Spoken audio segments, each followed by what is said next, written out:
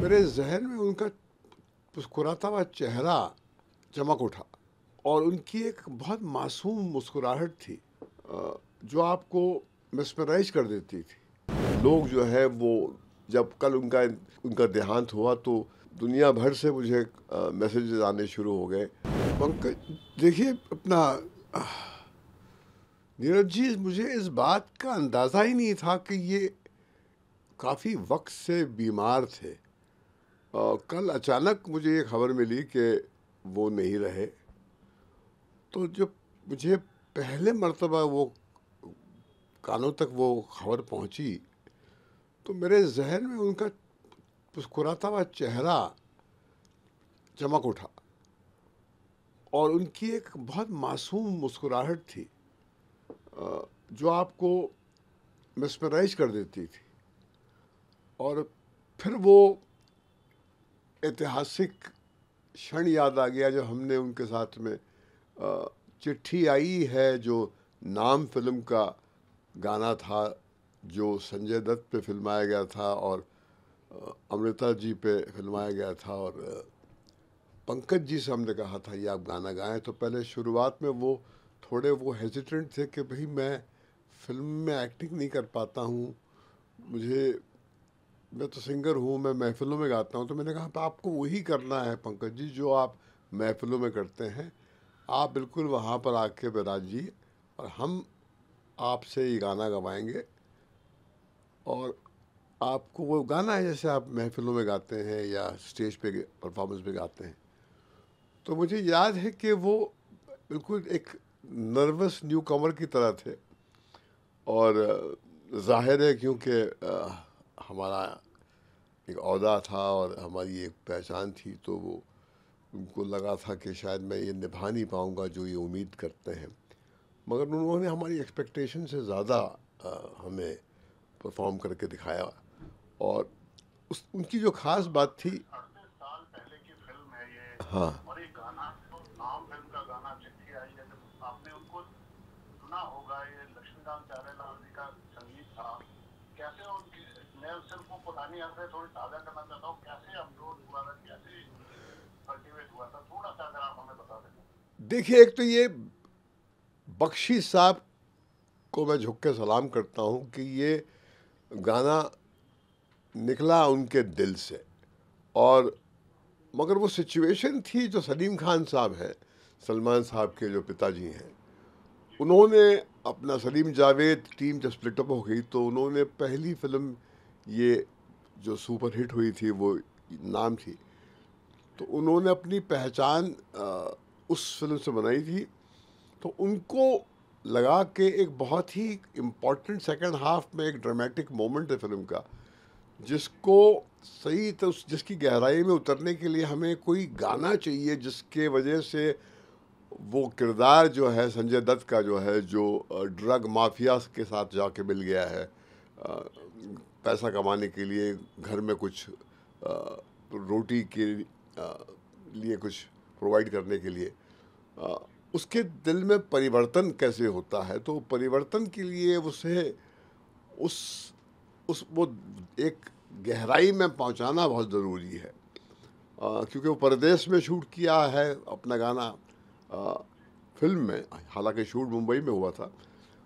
तो वो सलीम खान साहब का जीनियस, आनंद बख्शी साहब की राइटिंग, लक्ष्मीकांत प्यारेलाल जी का जो स्कोर, और फिर संजय दत्त की एक प्यास, उसकी एक तड़प, क्योंकि वो ड्रग रिहैबिलिटेशन के एक फेज से गुजर के आए थे और उनके अंदर एक ऐसी तड़प थी कि मैं कहीं पर अपनी एक पहचान बनाऊं, क्योंकि तब तक उन्होंने बहुत शर्मिंदा किया था अपने पिताजी को और अपनी माताजी को।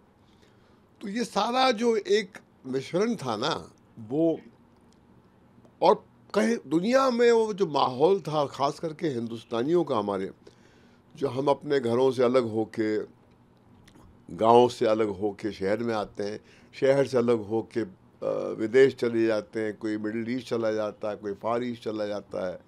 मगर वहाँ जाकर आप अपने वतन को, अपने मुल्क को, अपने देश को अपने अंदर से निकाल नहीं पाते, अपनों को। अब वो ज़माना नहीं था जब व्हाट्सअप होता था या वीडियो कॉल्स हो सकते थे जो आज के दौर में के जनरेशन को टेक्नोलॉजी के ज़रिए हासिल है। तो चिट्ठी आई है ने वो एक एक तड़प जो है, वो जो विरहा की एक फीलिंग होती है, अपनों से अलग हो के जो एक एहसास सबके दिल में था, वो उसने एक जोड़ने का काम किया। मुझे याद है कि हम जहाँ जहाँ जाते थे, लंदन जाते थे या मिडल ईस्ट जाते थे, तो वहाँ भी और यहाँ भी मुझे याद है कि पहले मर्तबा जब गाना रिकॉर्ड हुआ था तो मैंने ये गाना सुनाया था गा के एक टैक्सी ड्राइवर को, जो उत्तर प्रदेश का था। उसने गाड़ी रोक के ऐसा बिलक बिलक के रोया, उसने मुझसे पैसे नहीं लिए। उसने कहा मैं जी आपसे किराया नहीं लूँगा, क्योंकि आपने मेरा मेरा मेरा दिल जो है उन एहसासों से भर दिया जिसको मैं अपनी ज़बान तक ला नहीं पा रहा था, जो मैं उंडेल नहीं पा रहा था। आज मेरी आंखों से वो एहसास जो है बहे इस गाने के कारण। तो आज भी लोग जो है वो, जब कल उनका उनका देहांत हुआ तो दुनिया भर से मुझे मैसेजेस आने शुरू हो गए कि उस गाने ने कितना अहम रोल प्ले किया है उनकी ज़िंदगी में। कभी वो बचपन में उन्होंने फिल्म देखी थी या काम करते वक्त फिल्म देखी थी उन्होंने। और सबसे कमाल की बात इस फिल्म गाने की ये है, पिक्चराइजेशन की, कि अक्सर क्या होता है जब हमको क्राउड का रिएक्शन देना पड़ता है, जो जूनियर आर्टिस्ट का, तो उनको इमोशनल स्तर तक ले जाना, जहाँ पर आपके मेन किरदार हैं जो मंझे हुए कलाकार होते हैं, उस बड़ा मुश्किल काम होता है, बड़ी जद्दोजहद करनी पड़ती है। मगर वो गाना हमने बजाया तो वो जो जूनियर आर्टिस्ट भी इतनी आसानी से उनकी आंख भर आती थी कि वो गाने में कुछ था, उसकी एक रूह थी।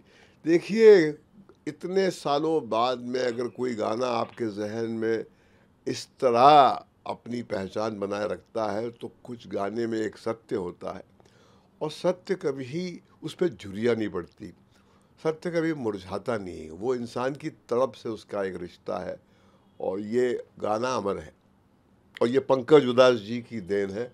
और मेरा सौभाग्य है कि मेरी मुलाकात उनसे हुई, और उन्होंने नाम को उस मुकाम तक पहुंचाया जहां वो पहुंची है, क्योंकि इस गाने के कंधों पर सवार होकर इसने गोल्डन जुबली का एक सेलिब्रेशन फंक्शन जो है हमें महसूस कराया।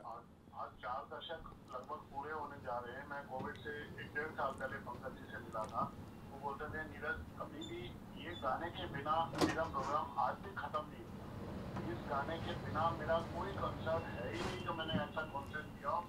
लोग ऐसी डिमांड करते हैं कि एक बार चिट्ठी आ जाओ, और इस गाने को कभी भी बिना रोए, बिना आंखों में आंसू लिए आपको एनआरआई को भी रुलाया है, और हिंदुस्तान में रहने वाले उन लोगों की याद करके होते हैं जिनके अपने बाहर गए हुए हैं। आज चिट्ठी पत्री का जमाना नहीं है, फिर भी गाना आज भी बज रहा है बंदा। देखिए क्या है, क्योंकि आप ये जो फीलिंग होती है हमारे दिलों में जब हम अपनों से कट जाते हैं, करीब टेक्नोलॉजी आपके पास आ जाती है, मगर देखिए आज की टेक्नोलॉजी के होते हुए भी आज की कुछ एक एपिडेमिक है तन्हाई का, लोनलीनेस का एक एपिडेमिक है। तो शायद वो फासले जो है दिलों के, वो कहीं पर उसको ये गाना जो है एक्सप्रेस करता है। और मगर हाँ, ये बात सही है कि इतना काम किया है उसने, पंकज ने इतना काम किया, और बहुत अच्छे अच्छे गाने गाए उन्होंने। मगर सारा सारा काम जो है जब एक गाने में जाके रिड्यूस हो जाता है, तो उसकी रीच शायद उस वक्त, क्योंकि एक पॉपुलर मेन स्ट्रीम हमारे बॉलीवुड की फिल्म थी, और संजय दत्त को पंख मिले थे उस फिल्म के साथ में। तो एक राइजिंग स्टार और एक एक्स्ट्राऑर्डिनरी राइटर आनंद बख्शी साहब, एक एक्स्ट्राऑर्डिनरी लम्हा था वो कहानी का, और सलीम साहब का जीनियस, और कुछ तो था जो आज भी जिस पे हम चर्चा कर रहे हैं। आप वो जो मास्टर थे, उसके जो सेंटर पॉइंट थे, आप अपने को क्रेडिट देने से बनते हैं। पंकज जी हमेशा बात करते थे। मुझे पता नहीं आपकी आखिरी मुलाकात उनसे कब हुई और कहाँ हुई, क्योंकि इंडस्ट्री में लंबे लंबे समय तक लोग नहीं मिल पाते, सब व्यस्त हैं। आपकी आखिरी मुलाकात याद है आपको कब हुई उनसे? एयरपोर्ट पे अक्सर हम टकरा जाते थे, मगर बहुत, ये तो काफ़ी साल पहले की बात है। हाल ही में तो शायद मैं उनसे मिल नहीं पाया, मगर जब एयरपोर्ट पे भी हम मिलते थे तो वो बिल्कुल वैसे ही मिलते थे। और हाँ, और जैसे आपने फरमाया, बिल्कुल वैसे ही वो कहते थे कि महेश, जहाँ भी जाऊँगा प्रोग्राम जब ख़त्म होता है तो इस गाने के साथ ही ख़त्म होता है, क्योंकि जब इस, हाँ, इसके बगैर जो है मेरी महफिल संपूर्ण होती ही नहीं है। वो लखनऊ में हो, वो दुबई में हो, या वो लंदन में हो, या यूनाइटेड स्टेट्स में हो, जहाँ भी हिंदुस्तानी होते हैं वो बोलते हैं कि साहब पंकज जी, कमाल की महफिल रही, मगर अब एक मर्तबा वो गाना जो गा दीजिए, चिट्ठी आई है। तो फिर मैं पूरी शिद्दत से वो गाना गाता था और आपकी बड़ी याद आती थी महेश जी। और मैंने कहा बस आपने हमारी ज़िंदगी में वो योगदान करना था, और ये हमारा सौभाग्य है कि हम एक दूसरे से टकराए। Thank you. Subscribe to Midday India. Get direct notifications on all our videos by clicking on the bell icon.